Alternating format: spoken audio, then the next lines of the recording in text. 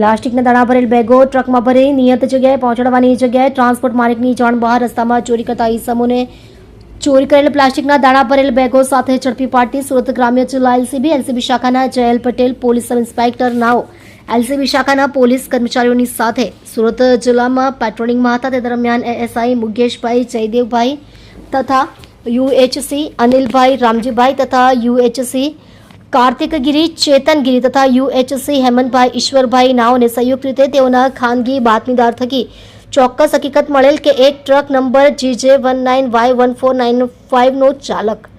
જીતુ નામના ઈસમે ચોરી કરેલ પ્લાસ્ટિકના દાણા તેના કહેવા મુજબ કામરેજ તાલુકાના ખોલવડ ગામની સીમમાં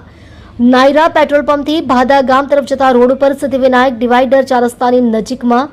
અન્ય 2 આઈસર ટેમ્પોમાં ખાલી કરી રહેલ છે. જે બાતમી હકીકતના આધારે એલસીબીના માણસોએ બાતમીના આધારે સિદ્ધિવિનાયક ડિવાઈડર 4 રસ્તાની નજીકમાં આવતા ત્યાં આગળ 3 ઈસમો એક ટ્રક તથા 2 આઈસર ટેમ્પો લઈને ઊભા હોય. જે બંને આઈસર ટેમ્પોમાં ભરેલ પ્લાસ્ટિકના દાણા ભરેલ બેગો નંગ 705 કિંમત ₹28,20,000 સાથે 3 ઈસમો ગિરજેશ કુમાર રામહિત ગૌતમ ઉંમર વર્ષ 35 ધંધો ડ્રાઇવિંગ રહે કડોદરા છાછડ ટ્રાન્સપોર્ટમાં ટ્રકમાં તાલુકો પલસાણા જિલ્લો સુરત મૂળ રહે ઐરોવલી ગામ થાના રૂધવલી તાલુકો રૂધવલી જિલ્લો બસ્તી યુપી ભગવાનભાઈ જણાભાઈ બોડિયા ઉંમર વર્ષ 42 ધંધો ડ્રાઈવર રહે વિશ્વાસનગર સોસાયટી ખોલવડ ગામ તાલુકો કામરેજ જિલ્લો સુરત ભરતભાઈ કાળુભાઈ મેર ઉંમર વર્ષ 36 ધંધો ડ્રાઇવિંગ રહે લસકાણા ગામ લક્ષ્મી પાર્ક ઘર નંબર 286